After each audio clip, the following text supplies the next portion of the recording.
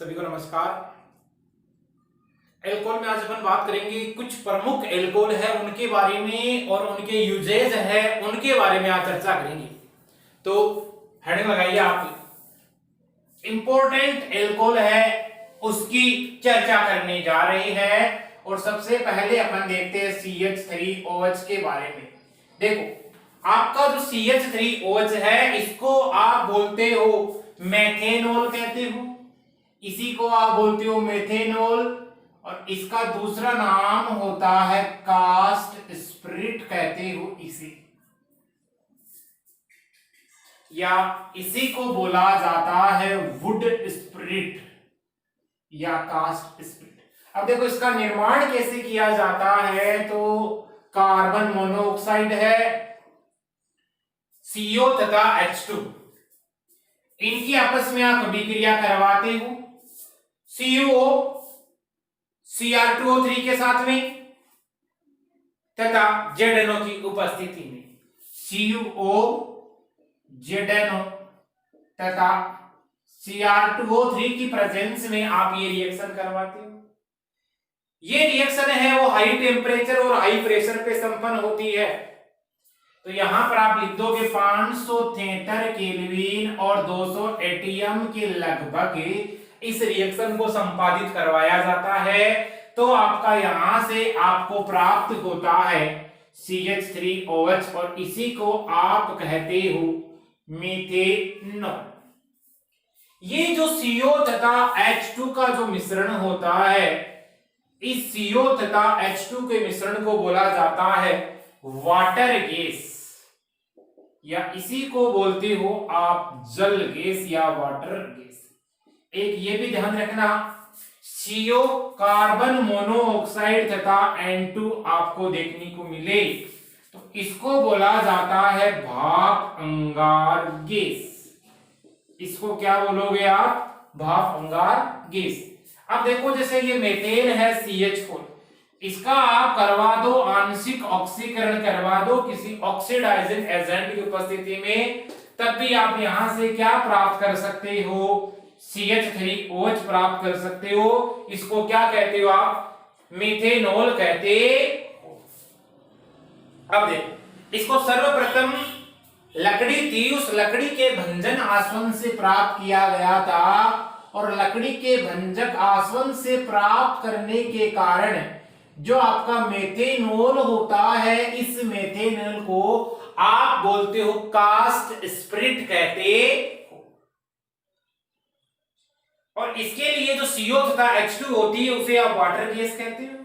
चलो, एक प्रकार का रंगहीन द्रव्य होता है मीथेनॉल, जिसका जो बॉइलिंग पॉइंट होता है वो 337.5 केल्विन होता है, तथा इसका जो आपेक्षिक घनत्व होता है वो होता है 0.795 होता है। इसका जो आपेक्षिक घनत्व की जहां बात आती है तो वो होता है आपका 0.795, ये इसकी डेंसिटी होती है। ये होता है आपका जो मेथेनॉल होता है इसका घनत्व।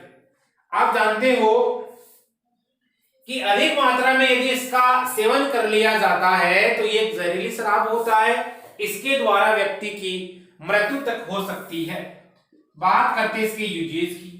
इसका यूज कहां कहां किया जाता है?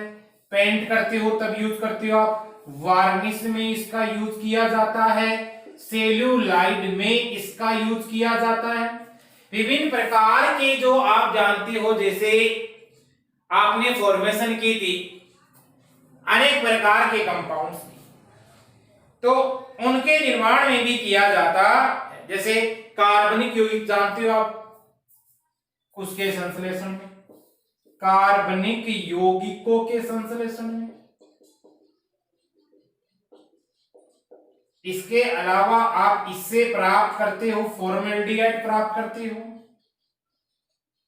फॉर्म एल्डिहाइड भी प्राप्त कर सकते हो। और इसका एक अन्य जो यूज होता है वो किया जाता है जो ऑटोमोबाइल क्षेत्र होता है, उस ऑटोमोबाइल के क्षेत्र में रेडिएटर में किया जाता है। रेडिएटर जानते हैं कार का रेडिएटर होता है, तो ऑटोमोबाइल के रेडिएटर में कि रेडिएटर जैसे कार वगैरह होती है तो वहां पर रेडिएटर होता है, इसका यूज वहां किया जाता है।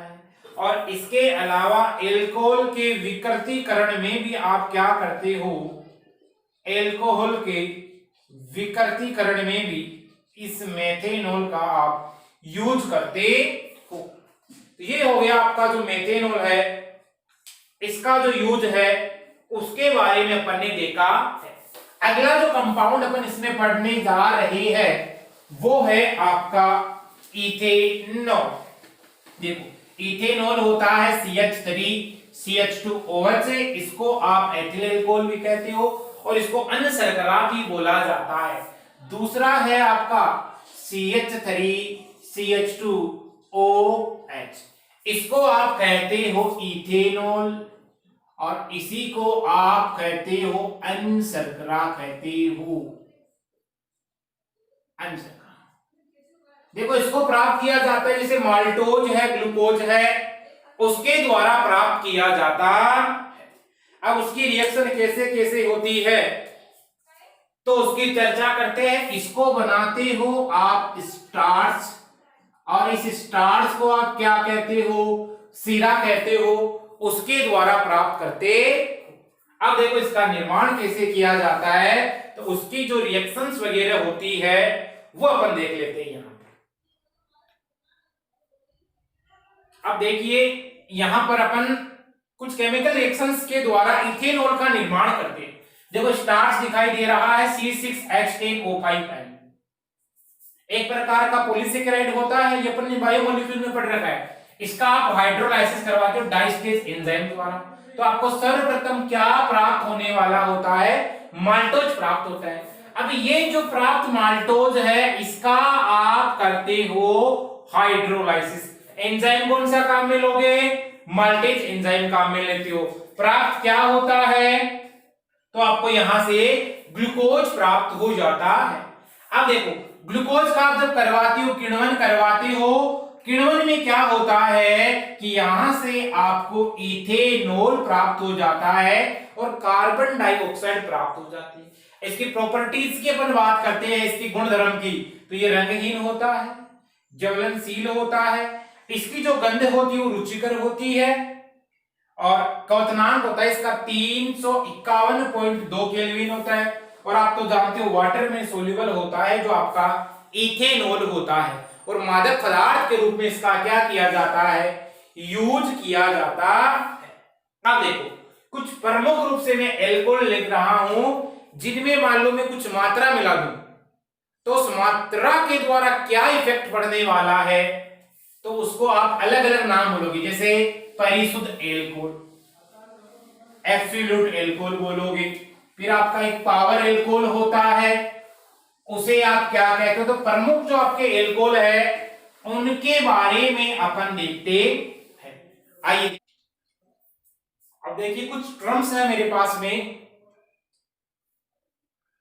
उनका विशेष नाम हो गया यदि उसमें अपन कुछ एल्कोहल की मात्रा मिला दे तो।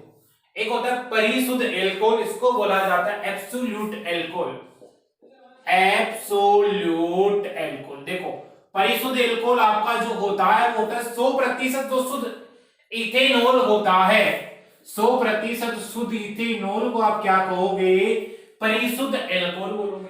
एक आपका होता है परिशोधित alcohol, rectified alcohol.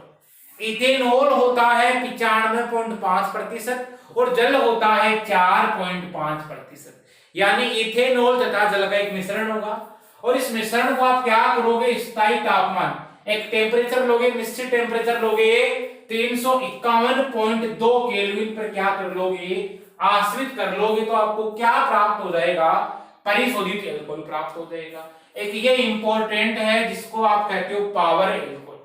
Power alcohol क्या होता है, पेट्रोल, बेंजीन तथा ईथर का जो मिश्रण होता है उसे आप क्या कहते हो, पावर एल्कोहल कहते हो। और इसका जो यूज किया जाता है वो एनर्जी के प्रोडक्शन में या शक्ति उत्पादन में किया जाता है। अगला है विकृतीकृत एल्कोहल, जिसको आप बोलोगे डीनेचुराइज्ड एल्कोहल।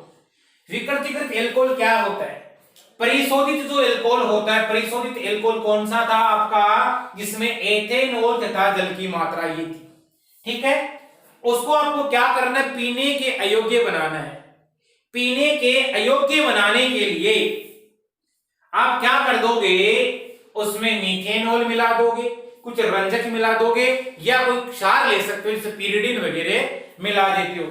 इस प्रकार का एल्कोहल क्या कहलाता है आपका, विकृतीकृत एल्कोहल कहलाता है। तो ये चार टर्म है, परिशुद्ध एल्कोहल, परिशोधित एल्कोहल, पावर एल्कोहल और विकृतीकृत एल्कोहल क्या होता है, इनके बारे में आपको पता होना चाहिए। चलो नोट करें यहां तक।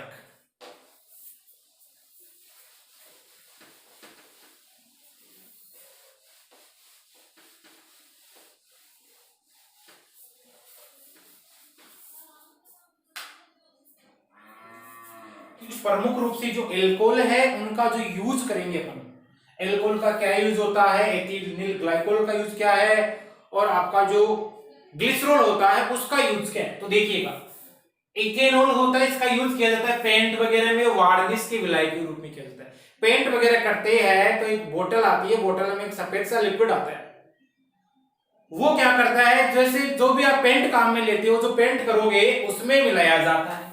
दूसरा, विभिन्न प्रकार के कार्बनिक यौगिकों के निर्माण में करते हैं।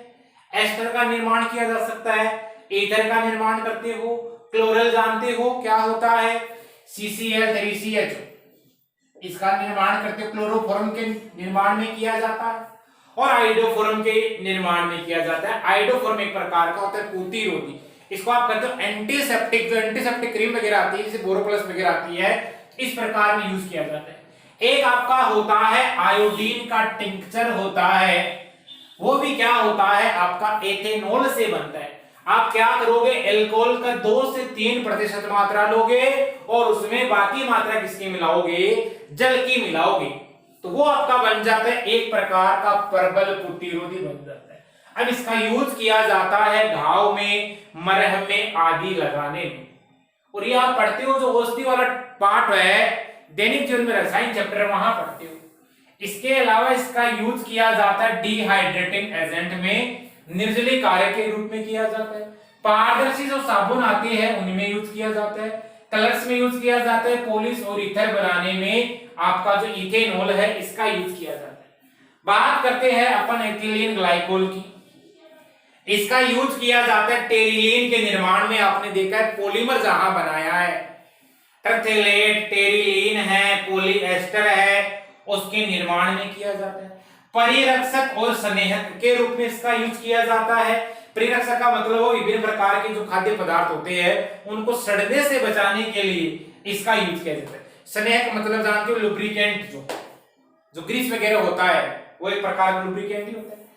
तीसरा आपका दे रखा है ग्लिसरॉल, इसका यूज किया जाता है बोरोग्लिसरीन बनाने में और ग्लिसरोफॉस्फोरिक अम्ल एसिड के निर्माण में किया जाता है। मैंने पहले भी बात की थी, इसका यूज किया जाता है सेविंग सोप में।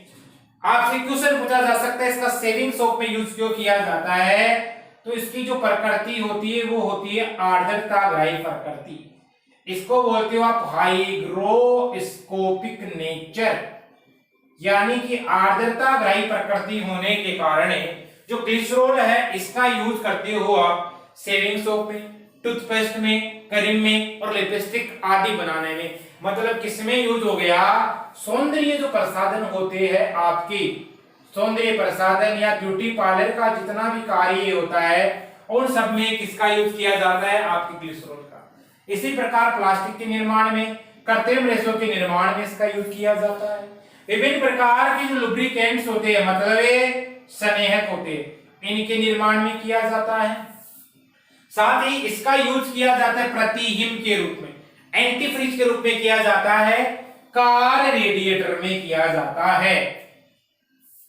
तो ये आपका हो गया एल्कोहल कंप्लीट, एल्कोहल के यूजेज है। नेक्स्ट लेक्चर अपन बात करेंगे फिनोल के बारे में। फिनोल है उसकी निर्माण विधि कैसे की जाती है, उसकी बॉन्डिंग है, उसकी स्ट्रक्चर है, उनको देखेंगे। और लास्ट में फिनोल को बनाने की विधियां, और उसमें एक चैप्टर में और रहेगा एथर। मिलते हैं अगली क्लास में, तब तक के लिए थैंक्स।